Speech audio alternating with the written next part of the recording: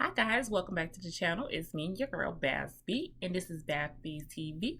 And today we're taking a break from reality TV to give a review on the movie King Richard. King Richard is a movie about the father of Venus and Serena Williams, and it gives us a timeline of how he took his dream and his plan to make his daughters the greatest tennis players of all time. So the movie opens up with Richard, who is played by Will Smith. We don't need no introduction there. We all know who Will Smith is.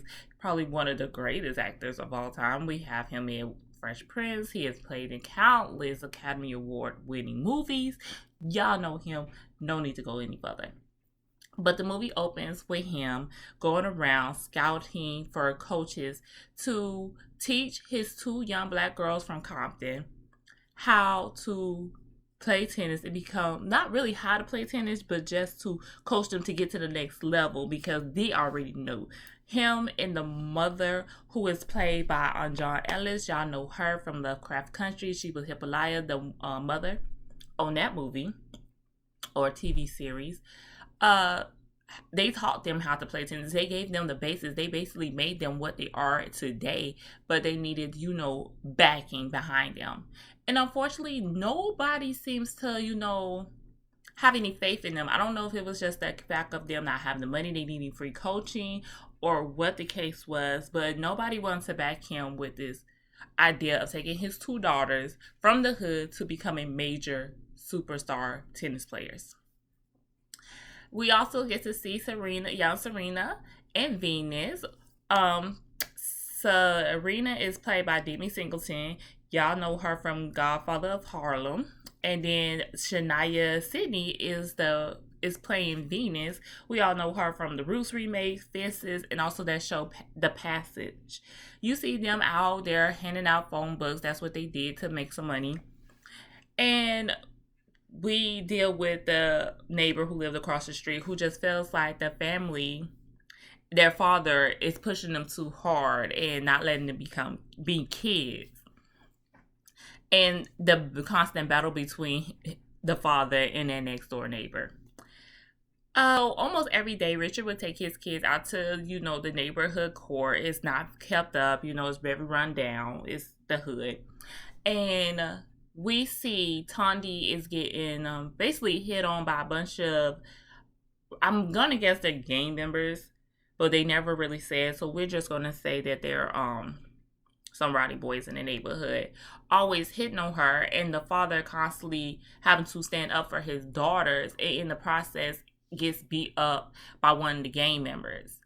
And the daughters is like, upset about what's going on, but the father lets them know that every day he had to fight for his life. Every day. Why? Because the dad is from Louisiana, so he's from the deep south. He was like, he had to deal with clan members. He had to deal with racist boy from the next town and everything, and how he always had to fight. And he never had a father be there to stand up for him. And he said one thing for sure: nobody ever respected me, but they are going to respect you. And every time, I'm always going to be there. So it's just really, really set the basis of what he stood for in their lives this whole time. Very hardworking family. You see the mom, she works as a nurse in the morning. The dad is dealing with them during that time. He's, between coaching them and scouting them out to different people to become their coach. He also has to go work at night as a security guard. It looks like a flea market to me, but that's where he works. And you just sees him every night before he leaves, and they're all like, must be a 2-bedroom house because all the girls, it's 5 of them, are sleeping in this room. And Serena and Venus are having to share a bed, and him letting them know, like, hey, did y'all write in your journals tonight? Did y'all make a plan? Because his whole scene was to fail to plan is a plan for failure. And he always telling them, like, hey, one day you're not going to be having to share beds and everything. And his whole thing, when he even had those 2 girls, he knew when he had them, that even though he could not afford to really have him, he could not afford not to have him, because he already had in his plan, like, hey, when he went to his wife, we need to have 2 more kids. They're going to be girls, and we're going to make them these great tennis players. And just seeing that how hard he goes to support his family is just set off very, very early in this movie. We see that he goes to this guy named Vic with a video of the girls every night while he was at the security job. He would look at numerous magazines on tennis and see who's like the head coaches and everything. He go into these head coaches, and he bought a camcorder so that he could constantly videotape them and made audition tapes. And just constantly being shut down. Like, the man was like, yeah, but nobody's going to take on these 2 girls for free to train. And how is even affluent families don't come out with tennis players. Like, everybody thinks their kid is this. Everybody thinks their kid is that. And you want to come to us basically broke, basically, and want us to make your kids these great players. And so he turns the opportunity down, which I'm sure later on in years, all these coaches that he had walked up to pitching this idea about his kids probably are like kicking themselves in the butt right now for missing out on that great opportunity. One night, Richard and the family, they're out to dinner. They're like, well, one of your local burger joints. And he ends up leaving to go to the tennis court late that night, where the rowdy boys frequent. And of course, once again, they came to the courts. And I really wonder, was this planned, or did he go to the courts to like get his mind off or something? Or was he expecting the boys to come back? But anyway, they did come back. And of course, the main guy, Rock, who is the one who's always hitting on Tundi, so talking about, hey, what are you doing here? You think you was all big and bad for stepping to me the other day about your daughter, and just letting them know, hey, where's she at? Let her know that me and my friend's going to run a train on her.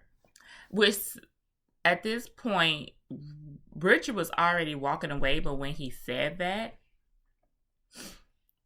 this really pisses him off, to the point that he takes the tennis racket and starts beating the hell out of Rock with it. Well, he got a few good licks in, but of course the other game boys jumped in, beat him up. Rock takes a gun, points it to Richard's head, and tells him, you're nothing and you'll never be nothing. And they all leave. The next scene, we see Richard riding around in his car, basically looking for these boys, and it looks like in an act of revenge. He finally finds them at like another local food joint, and he gets out his car with his gun to basically walk up to Rock, and I'm going to assume, allegedly, that you were going to kill Rock for keep disrespecting his daughter. But as he was walking up to go do whatever his plan was for Rock, Rock ends up getting shot down in a gang-related drive-by shooting. And it really just took you by shock. Like, I was like, oh my God, like, this is crazy. But it was also like almost like a gift from God to me that happened and Richard was able to get away, because it makes me wonder, what would have happened if that moment did not interfere with Richard's plan that night with that boy. We probably would not even have Venus and Serena if that did not happen. He then takes the girls to go see Paul Connon. Paul Connon is a coach. He's coaching like these amazing people in the tennis game. Sorry, I didn't write down all these people's names. There's a lot of names. But he has coached them, and he's like, hey, I keep sending out my tapes. I keep getting, you keep saying it's a busy time, but two of the people you're coaching already, one already done walked away. The other boy is like, hey, I guess he needs a break at this point. Why don't you just watch the girls play? So Paul, he was like, all right, I'll watch the girls play. And he becomes impressed with them. But he's more impressed with Venus. I'm not really sure. I'm guessing Venus was the better player at this point than Serena, because we all know Serena ends up going off to be pretty much announced as the greatest tennis player of all time. Men, women, don't matter. Not the best black player, not nothing. The best player of all time. So I'm guessing at this point in their lives, Venus was the key star player. And so he wanted to see Venus more. And they get to go home to announce to the family that they finally got a coach. But the catch was that he was only going to be able to coach one of them for free, and he decided that he wanted to take on Venus. So while he's off coaching Venus, Serena, no, is not left in the dark. She is coaching with her mother, and I must tell you, I don't know if the mama was a tennis player to begin with. At first, maybe she played for school or something, went to college and played. I don't know, but mama is a beast. She is amazing, and she's teaching Serena, and you can see Serena just getting better and better. And I don't think Serena would have had a better coach other than her mother. It's something about the mother pulled something out of Serena and got her on that court going hard. So Paul convinces Richard that they need to put Venus into junior matches because that's the path that most people took. You get the coach, you train, you start going to the junior tournaments. The junior tournaments get you noticed by agents. The agents sign you, and that helps you pay for more coaching, and you get the big deal and endorsements, and then that's how you end up going off to pro. That was pretty much the game plan during this time, and probably still to this day, of how people became pro tennis players. So Venus does her first match, and she basically kills it. Hands down, she kills it, and she's starting to get a good buzz around her name. So, of course, even though Richard has coaching for them, he still coaches his girls on his own, and they're out in the rain one night, as always, playing, getting, that extra training in, and when they get home, the social services are at the house. And basically questioning the girl about their living situation because somebody called social services on them, basically saying that the family is pressuring these kids. They treating these kids too harshly, this and that, because they're always training, they're always practicing. And of course, anybody thinks that it's the neighbor from across the street who called social services on her. So the mama took it upon her liberty to go across the street, because the mama never paid the lady any attention. She always told her daddy, stop bothering with that lady. That lady's miserable. Just leave her over there. But that night, mama took her butt over there and knocked on that door, because she just knew in her heart, she had that gut feeling that neighbor is the one that called social services on the daughters. And it was like the most polite way of saying, leave my family alone, because the next time I have to come over here, I'm going to whoop your ass, I've ever saw. She told that lady, I don't never come over here, and we're both mothers of daughters. You have a daughter, and I got 5. And I ain't never had to come over here. Don't make me have to come over here no more. And it was just like classy. And it's like everybody needs to take a book out of that page, because it's so often that people feel like in order for you to take up for your kids, you have to be loud and basically, in lack of better words, ghetto, to get your point across and make a fool out of yourself. You got to make this person feel this small because you're being and this and that and just at some point making yourself even look foolish. It was like, I came to you as a woman. I'll let you know right here and there that you're going to mind your damn business. Keep my kid's name out your mouth, and we won't have no problem. In the most polite way. By her saying, I ain't never had to come over here. Don't make me have to come over here no more. And that's the last that we heard of this neighbor. I'm pretty sure at that point that neighbor knew, listen, mind my business. Deal with your own work. Kids, don't worry about mine. So we're still going to these junior matches, and Serena takes it upon herself to sign stuff for one of the matches. So without anybody knowing. Well, for what we think, nobody knows, but deep down inside, I think the mama knew that she was going to one of those matches. So while they're out there watching Venus, passerby says, "Hey, your daughter's really killing it today." And he was like, "Yeah, I know." He said, "No, not that one, the other one. Why you ain't tell us that you give us a fair warning that you got two kids out here like that?" And so the father is like, "Well, whoa, what is he talking about?" So they go over to the next tennis match and see Serena out there killing it too. And it's like, okay, all right. So Serena ends up getting silver and Venus ends up getting gold. And it was this cute little moment of when Venus was like, "I'll take your silver trophy because I always like silver better than gold anyway." And that was just that cute little moment with them. So we have this moment in the car where the girls are like, oh, and his way of saying bragging, they're all like boasting about them winning these tournaments and look at you two, you guys are great, these girls can't even touch y'all, this and that, just hyping them up and this and that. And Richard mind, he sees it as bragging. So he ends up giving the girls $5 to go into like this corner store to get him something to drink.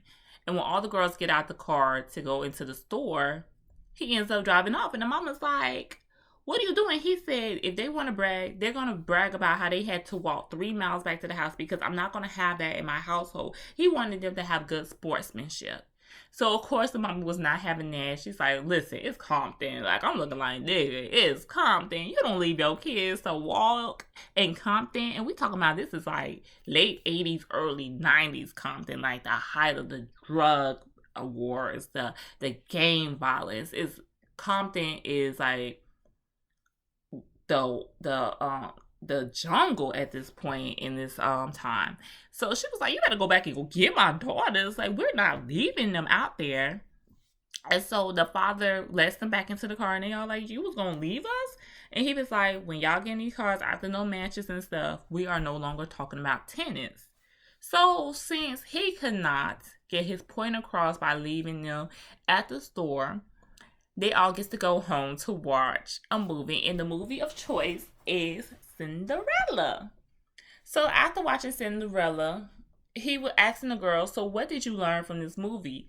And of course, everybody has their, little thing that they feel like they were supposed to get out the movie, which was nothing about what he wanted them to get out of it. And his whole thing from the movie is that the whole time, no matter what happened to Cinderella, she always stayed humble. He was like, when you go out there and play those games and those matches, you always stay humble. And that's something we see with them all the way through. Even when they have to match against each other, big names and everything, they have always stayed very humble in the game. You never hear about them boasting or,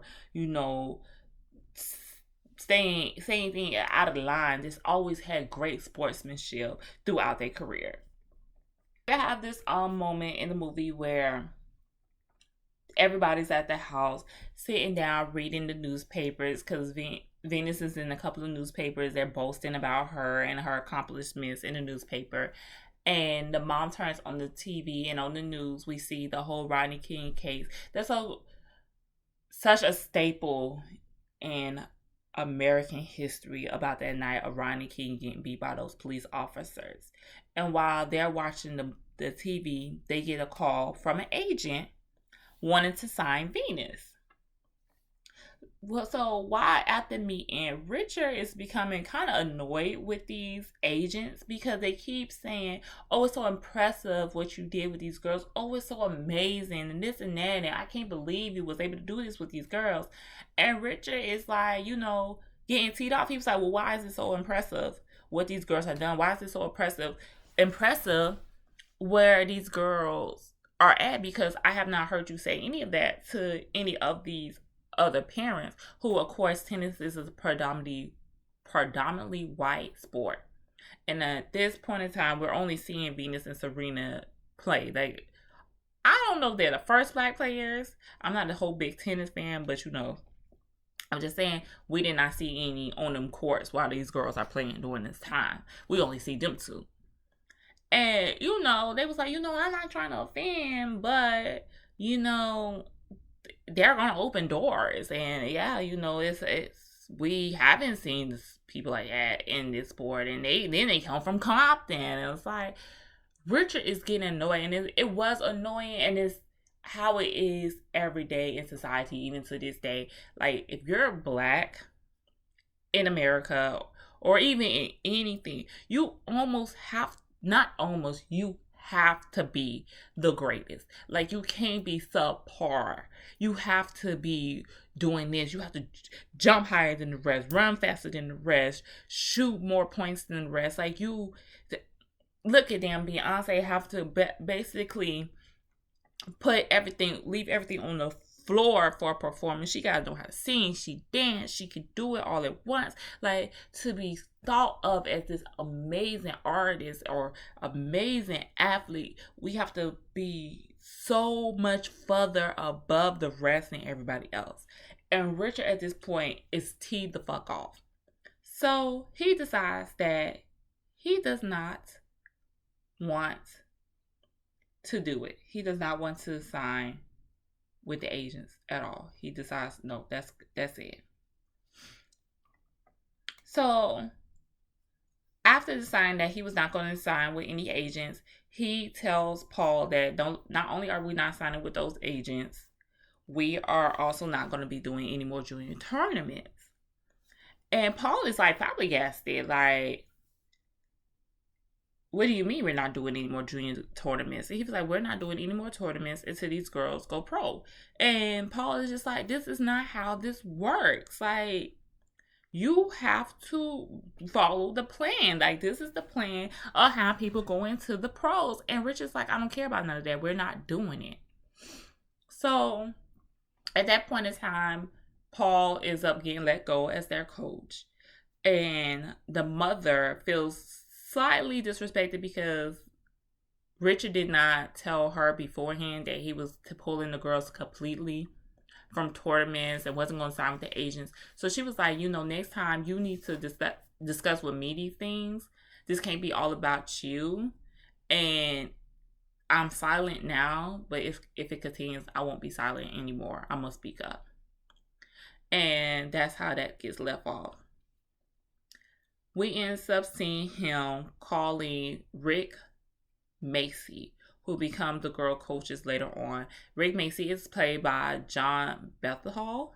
I hope I say his name right, but y'all know him from Wolf of Wall Street, that he played in that movie. And so he, okay, this man keeps calling. He never heard of these girls. He was like, where do these girls even come from? And the guy was like, they come from Compton. So it sparks like this, like, thing in his head, like, okay, well, who is he? Let me go see about these girls. So he goes down there to Compton, meets the family, goes to the tennis court with the girls, and by this time, Serena and Venus has really been making a name for themselves. So the neighborhood gang members is like, yo, y'all don't have to worry about a thing. We always going to be here for y'all. Y'all is truly protected because we like what we see. We like that they are out here making a name for Compton. So you see them come up and like basically question the man, like, who you with? Da, da, da. When you see a white man in a black neighborhood, it's usually never a good thing. So Richard had told him, hey, he's here to watch them play. He's good. He's good. And so after playing with them for a few hours, he tells Richard, like, hey, you basically got the next Michael Jordan. And Richard, because, at this point, everything is about Venus at this point. And Richard lets the man know, oh, no, I don't have the next Michael Jordan. I have the next 2 Michael Jordans. So Rick wants to sign the girls. He signs the contract. They're going to come out down to Florida. He's going to coach them for free. Of course, it's free now, but he's going to get 15% of any earnings that they make in the future. And they decide that they're going to sign with him, but he also had to sign their contract to let them know that you're going to bring my whole family down there. You're going to get us a house down there in Florida. And you're going to make sure that they get into the best schools, because Richard's whole thing was he did not want them to just have tennis as a way of getting out of the hood. He also wanted to make sure they had a sound education behind them. Like at one point, he made it known that Venus was fluent in 5 languages. Like, this is how important schooling was for him. And everybody's going but Tondi, because Tondi just graduated valedictorian for her school, so she had her whole life in Compton, and that's where she was going to stay. So Rick, of course, signs it because he has so much faith into this family, and he's like, okay, yeah, we're going to do it. So they all move down to Florida, and when they get there, he's talking about somehow how he's training them in the tournaments that's coming up, and da-da-da-da. And that's when Richard drops the bomb on him, like, oh no, they're not doing any tournaments. They're not doing anything in the juniors. His whole thing about the juniors was he did not want his kids to be burnt out by the time they got to the age of 18.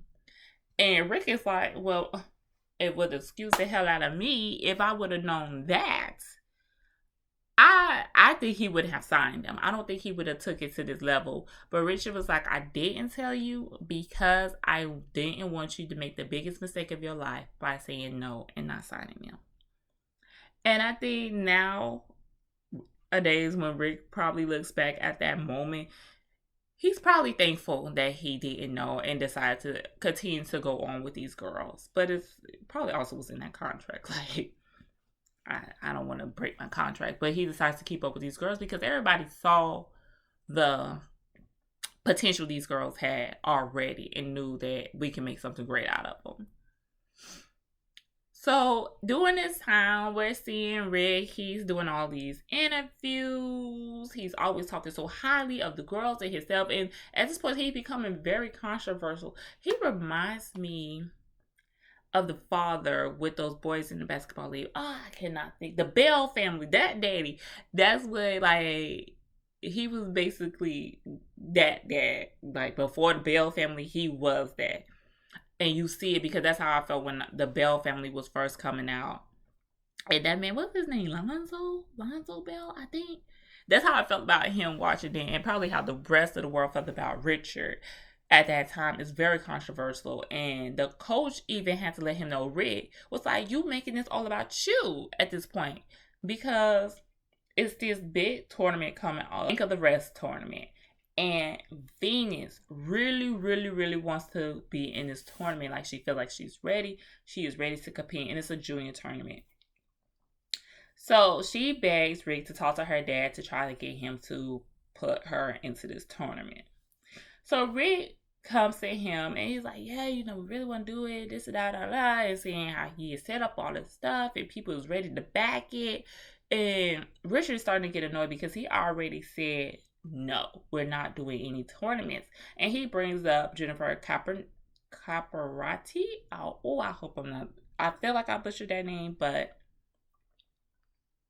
I hope I didn't, but I feel like I did. But as y'all know, anywho, he was talking about her, and he was like, well, you coached her, and she done pulled herself out the tournaments. And he's like, oh, no. She's not burnt out. She's just taking a break. So Rich was like, you know what? You right. Let me think on it, and I'll get back with you. So while he's sitting at the little food court thing that the tennis coach has or whatever, it comes on the news about Jennifer being found in a hotel room with a runaway girl and this guy, and she has weed with her and in possession of crack, and she's arrested. And Richard was like, okay, so you lying. Okay, so my choice is the better choice. I'm not doing it because I don't want my daughters to end up like that. And I can understand, because while most people could have recovered from that, those 2 little black girls, if that was to happen to them in their career, it would have been over for them. And he did not want to see his daughters go down this road, and that was his whole thing about them not doing these junior tournaments. He's like, I'm looking at these parents, how these parents are acting. I'm looking at how the kids are behaving. I don't want my kids to be like that. And so they were supposed to be at practice the next day, and they were not. And the coach goes up to him and is like, well, what you got going on? He's like, we went to Disney World, and no, they're not going to practice, and we're not doing that tournament, which breaks Venus's heart. And the coach just had to tell him, he was like, you're making this all about you. Like, it's not about you. You're the one taking all these interviews. You're the one doing all these things. You're calling all the shots. I've been putting up with it, but now we're pulling. And he was like, oh, and he brings up the Jennifer thing. And it's like, the coach is like, you know what? Whatever. I'm fed up. I don't want to do it. The mama had to end up setting Richard straight.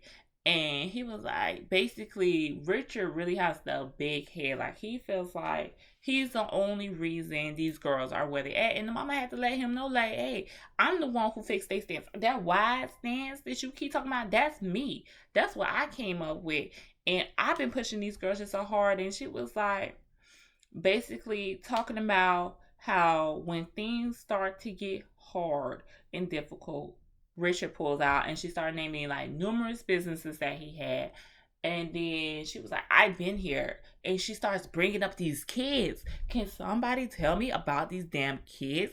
Richard got more kids than those kids that we don't know about, that was popping up throughout the years looking for their daddy, and he wasn't there.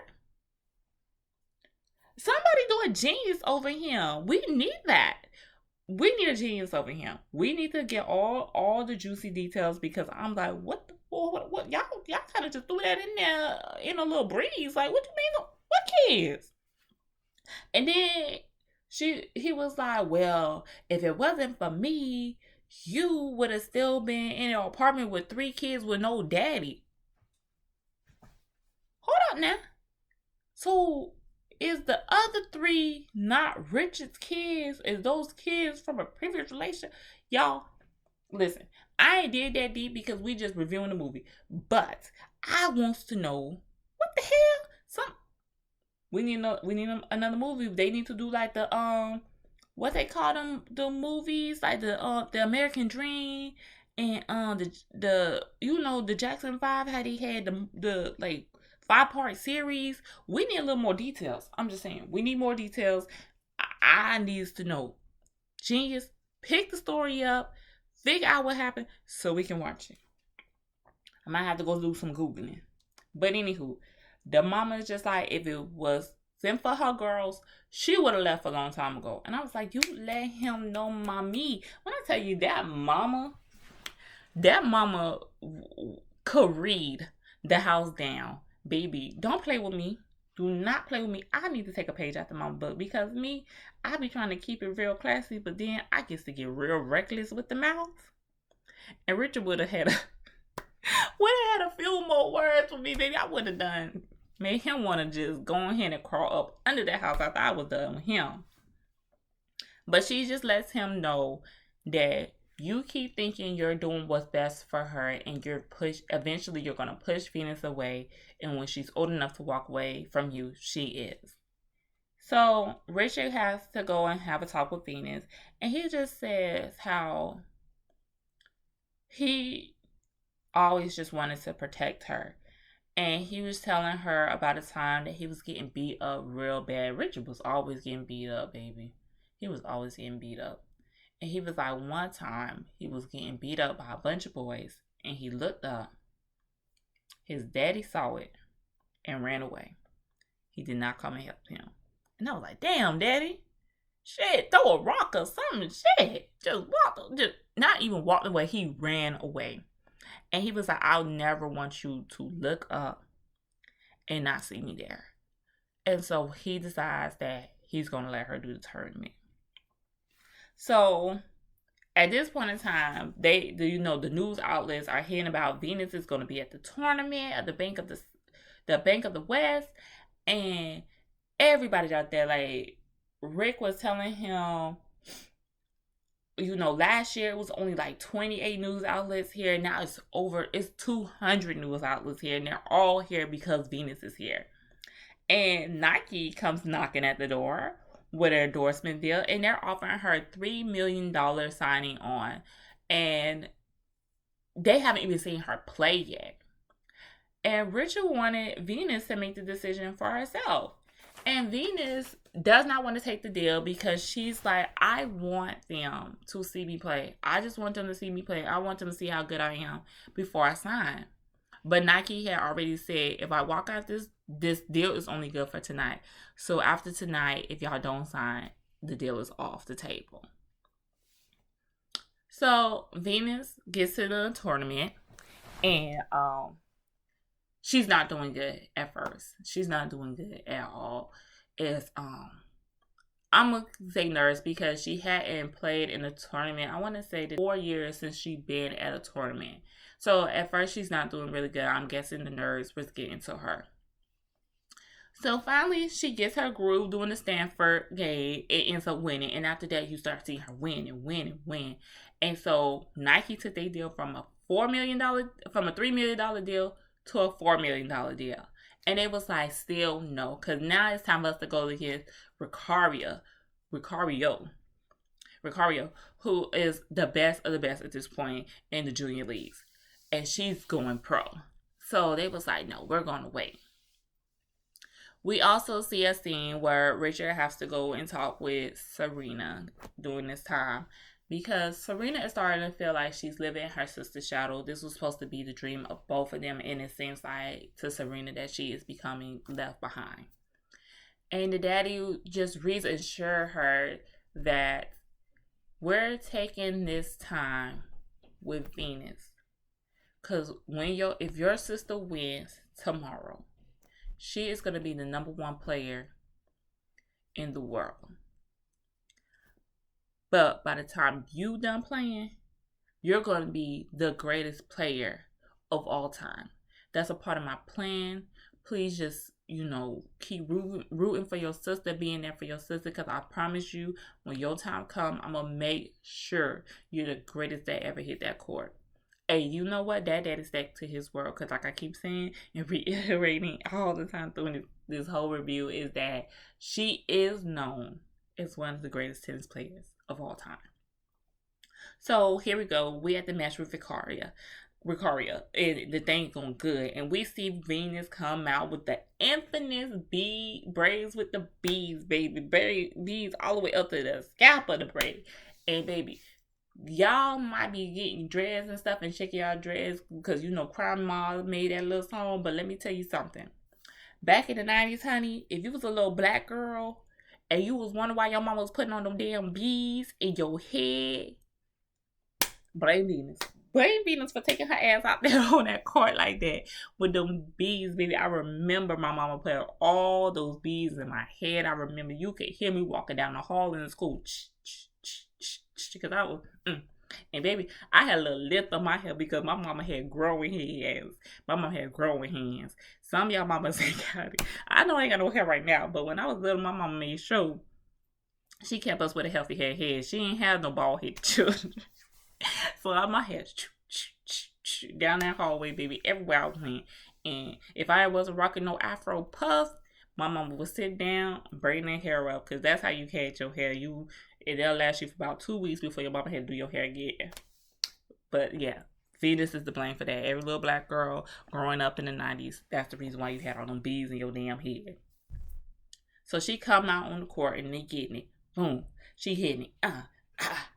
And I mean, at this point, I don't got up out my seat because I kind of was laying back watching the movie because I'm watching it on HBO Max because it did premiere on there. So I'm in my bed, I'm kind of chilling, doing the movie, watching a little movie. And then when the game, I was like, I had to sit up because this thing was getting good. I felt like Beyonce at the damn Wimbledon ball. Because I don't know what the fuck going on, but it's getting good. So, Ricario is starting to get mad and frustrated because she's losing.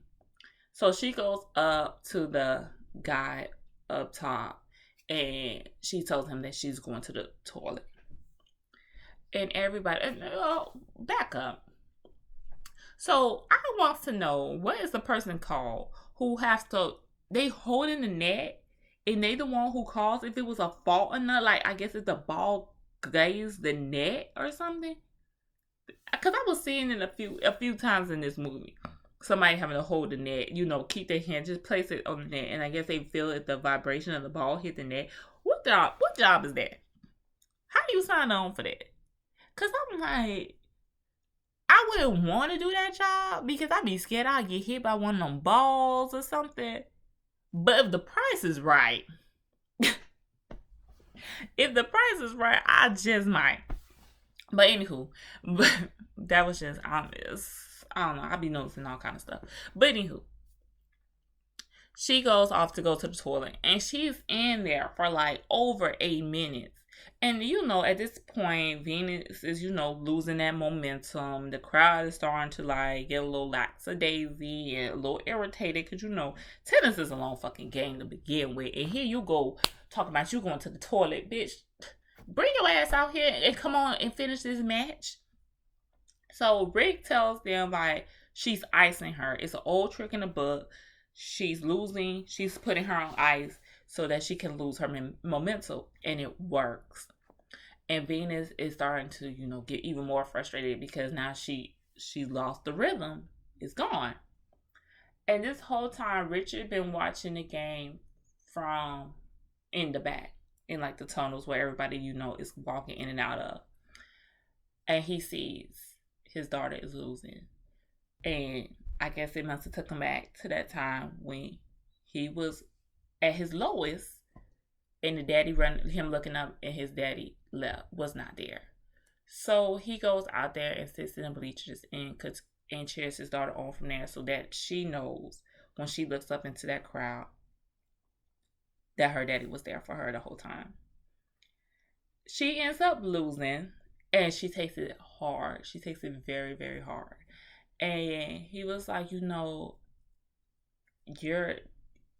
you are an inspiration. I'm so proud of you. Don't feel down on yourself because you lost. You got this. This is just a stepping stone, like basically preaching. I mean, because those was not the exact words, but preaching into her and breathing encouragement in her. Let her know that this is not the end. We are still here. You're still great. This is just one more match. You got this. So they heads out to leave out the courts.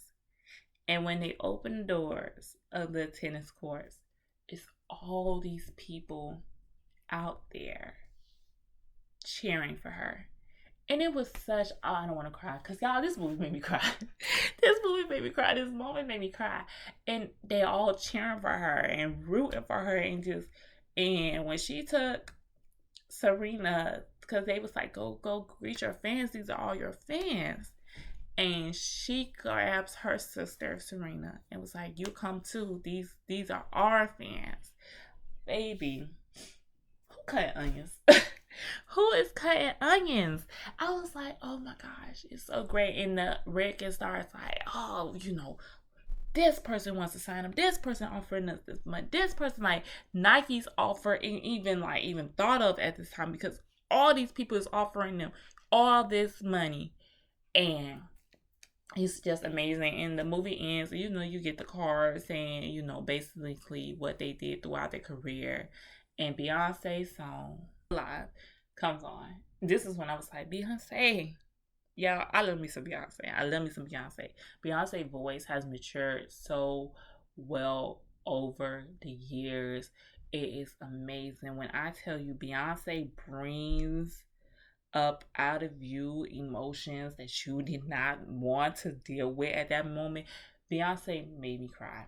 That song, and seeing all like the home videos from him recording them and stuff like that, and the audition tapes and the interviews and everything, it was just so touching. Like, the movie was amazing. And I was impressed. I was just impressed. And I loved it. I'm going to watch it again. I'm probably going to watch it over Thanksgiving with the family. and if everybody want to watch it. And I hope it gets nominated for awards. This was amazing, and I couldn't say.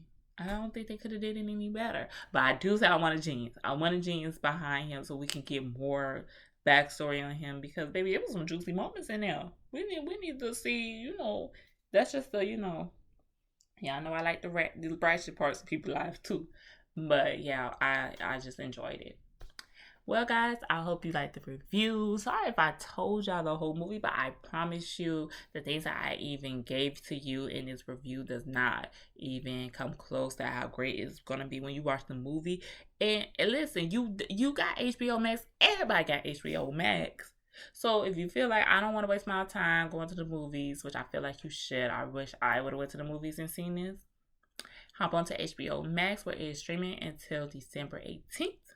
And until next time, bye guys.